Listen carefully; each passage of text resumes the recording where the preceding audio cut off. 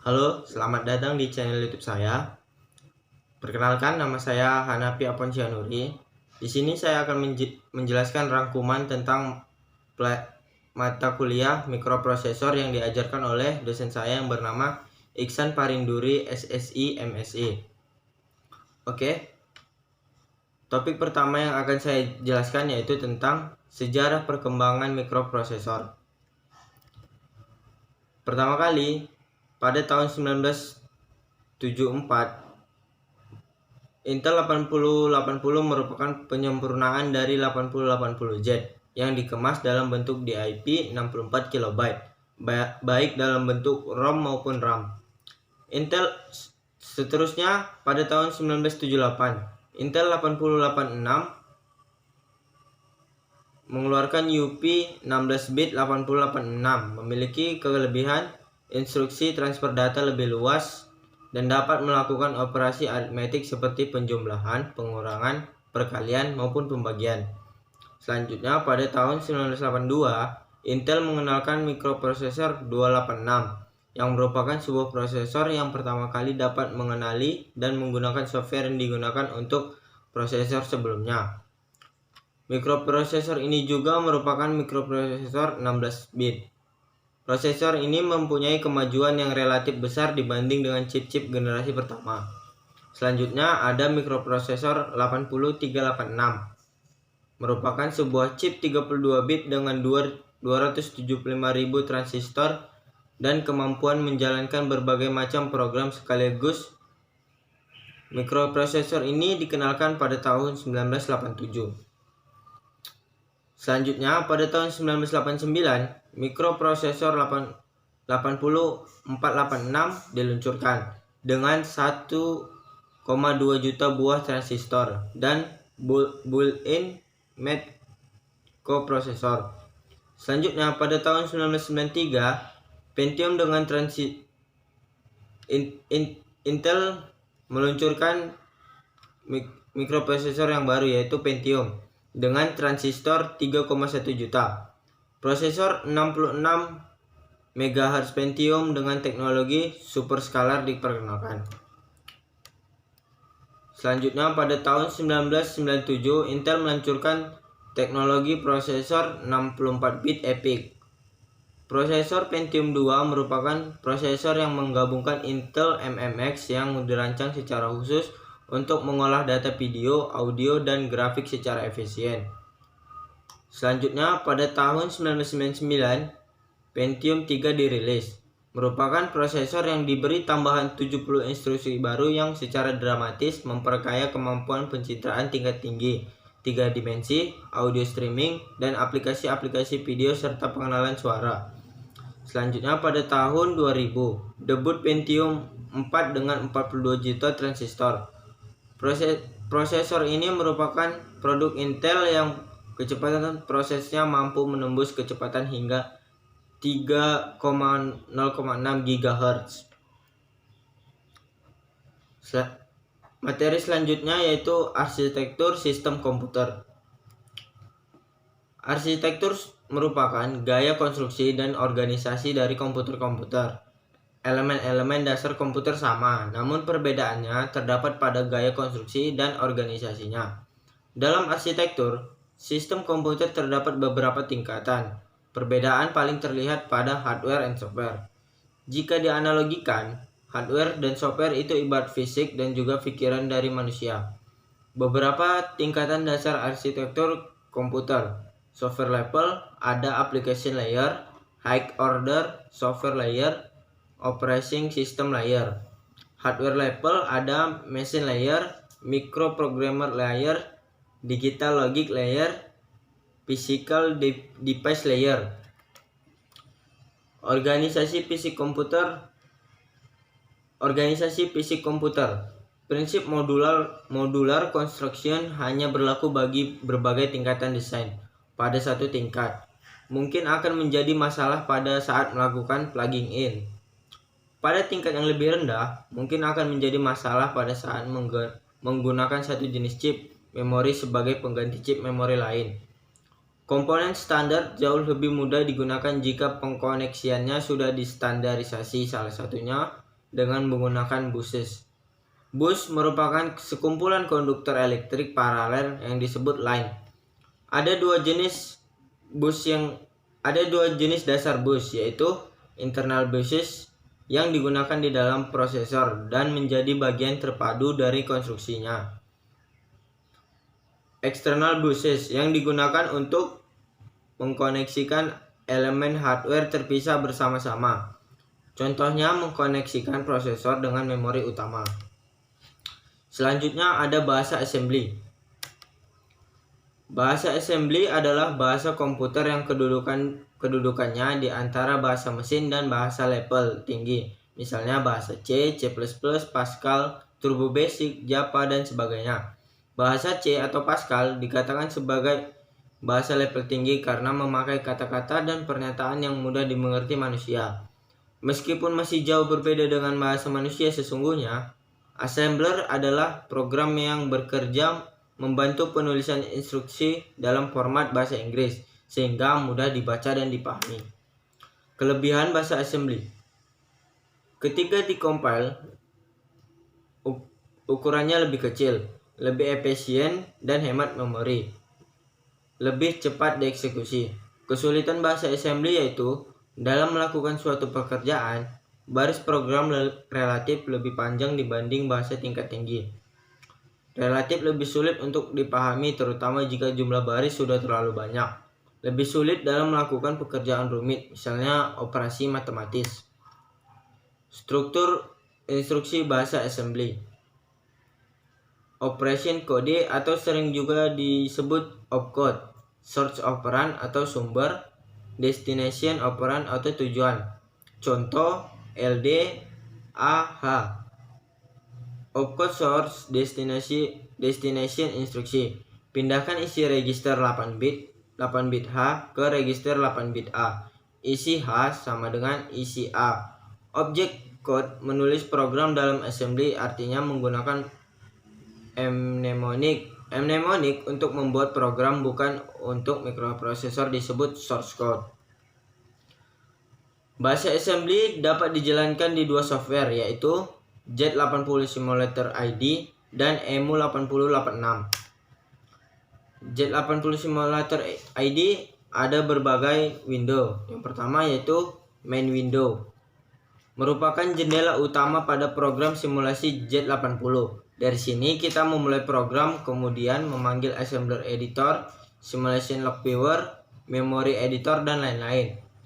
Ada assembler editor. Assembler editor adalah editor yang kita gunakan untuk menuliskan program. Setelah program ditulis dan disimpan, maka toolbar tools lalu assemble, kita dapat melakukan compile untuk mengetahui apakah terdapat error atau kesalahan sintak pada program yang telah kita buat. Jika tidak, maka program yang telah kita buat diterjemahkan ke dalam bentuk objek atau ekstensi .obj. Bentuk objek inilah yang akan digunakan simulator untuk melakukan simulasi. Lalu ada simulation log viewer. Simulation log viewer adalah layar yang menampilkan apa yang terjadi pada register dan program counter setiap baris program yang dieksekusi. Dengan melihat jendela ini, kita seolah-olah dapat melihat bagaimana prosesor bekerja. Lalu yang selanjutnya ada memory editor. Memory editor ini menampilkan isi dari tiap-tiap alamat pada memori. Nilai dari setiap alamat memori akan terisi secara otomatis sesuai dengan nilai opcode program, atau juga dapat diubah secara manual dengan mengklik dan menulis isinya secara langsung. Contoh penggunaannya itu, saat kita masuk ke program Z80 assembler, kita menggunakan kode yang bernama LD. LD ini merupakan sebuah kode yang diperuntukkan untuk mengambil data. Setelah kita buat LD, kita harus menginputkan huruf apa yang ingin kita masukkan nilainya. Contoh, LD A5H, yang berarti kita akan memasukkan input nilai 5 di kolom A. Dan H itu apa? H itu adalah heksadesimal. Lalu untuk mengakhiri kode tersebut, kita harus menggunakan halt yang artinya berhenti dan kode N yang artinya berakhir. Contohnya bisa dilihat seperti gambar di samping ini.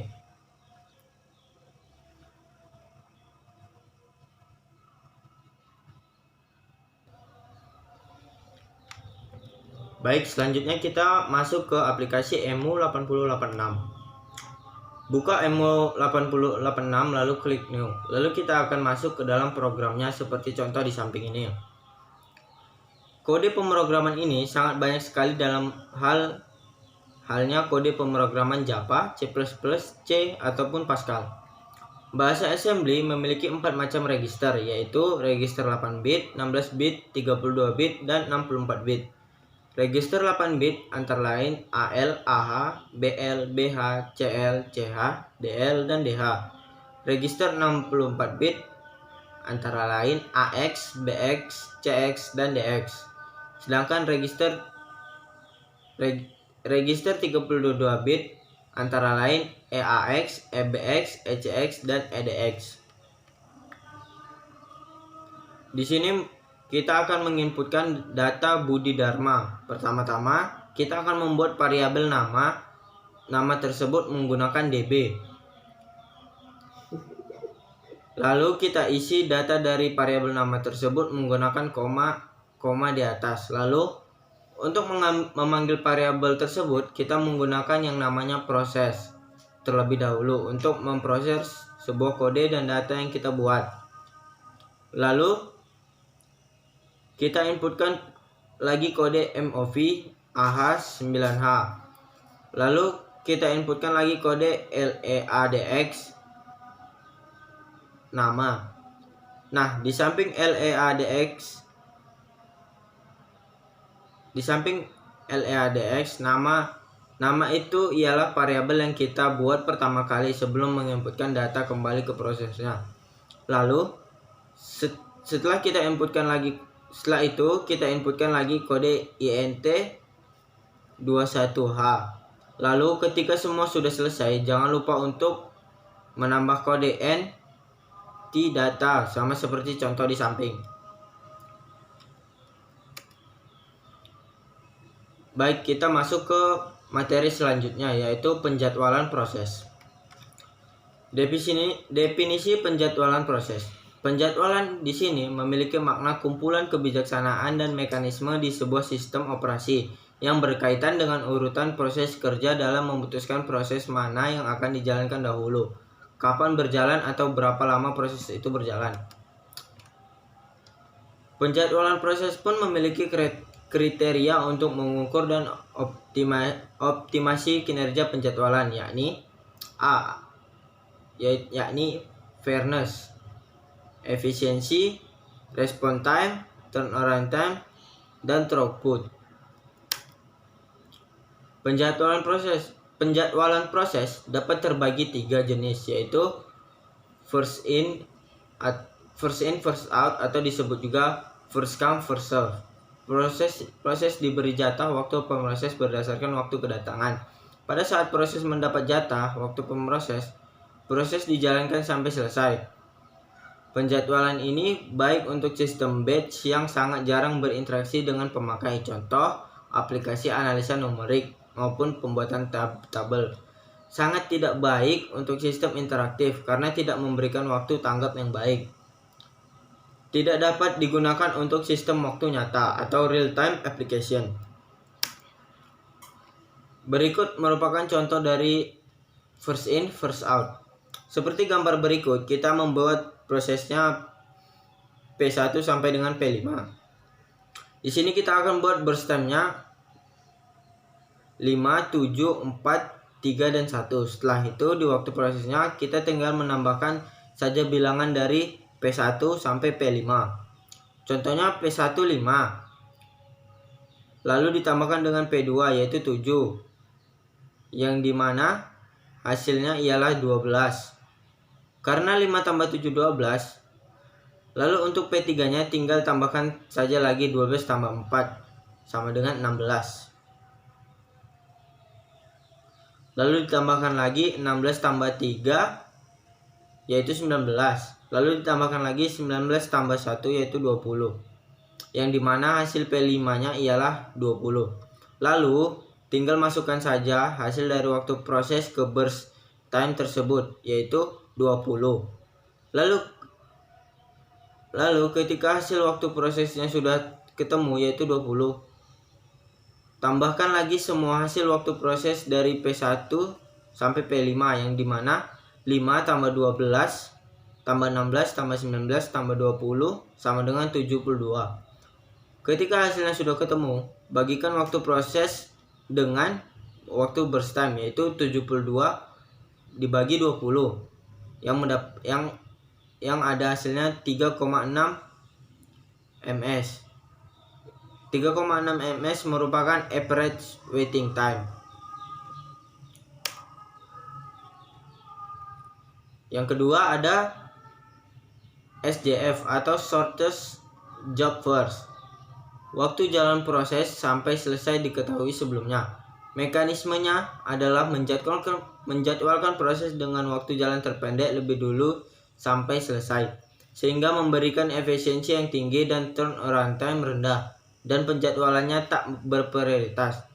Masalahnya yang muncul adalah tidak mengetahui ukuran job saat job masuk. Untuk mengetahui ukuran job adalah dengan membuat estimasi berdasarkan kelakuan sebelumnya. Proses yang tidak datang bersamaan sehingga penetapannya harus dinamis. Penjadwalan ini jarang digunakan karena merupakan kajian teoritis untuk pembandingan turnaround time. Contoh dari SJF, seperti gambar berikut, kita akan membuat prosesnya P1 sampai dengan P5.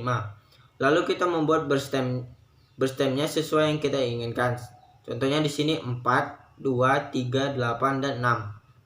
Kalau tadi di first in first out dimulai dari P1, maka di SJF ini dimulai dari proses yang burst time-nya yang terkecil hingga terbesar, yaitu P2 dengan burst time 2.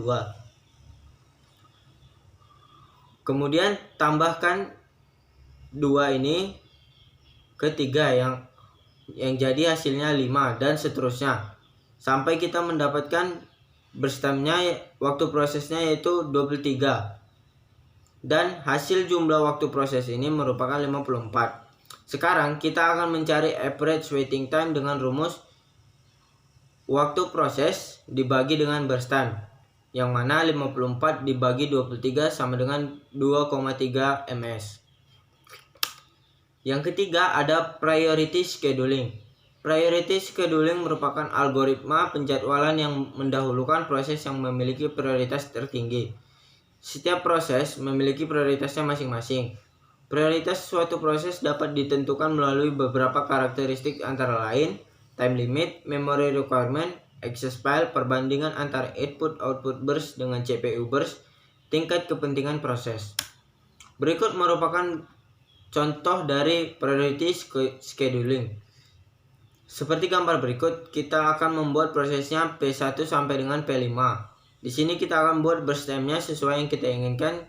Contohnya 7, 6, 3, 8, dan 12. Kalau tadi di SJF dimulai dari yang terkecil, di priority scheduling ini kebalikan dari SJF, dimulai dari burst time yang terbesar. Jadi kita akan mulai dari P5 yang memiliki burst time 12. Kemudian 12 ini ditambah dengan 8 yang hasilnya 20. Selanjutnya 20 ditambah 7 yang hasilnya 27. Selanjutnya 27 ditambah 6 yang hasilnya 33. Selanjutnya dan yang terakhir 33 tambah 3 yang hasilnya 36. Jadi jumlah burst time-nya adalah 36, sedangkan hasil jumlah waktu prosesnya adalah 128. Untuk mencari average waiting time-nya, waktu proses dibagi burst time, yang mana 128 dibagi 36 sama dengan 3,5 ms. Baiklah, mungkin sampai sini saja video kita kali ini. Sekian dan terima kasih, sampai jumpa di video berikutnya.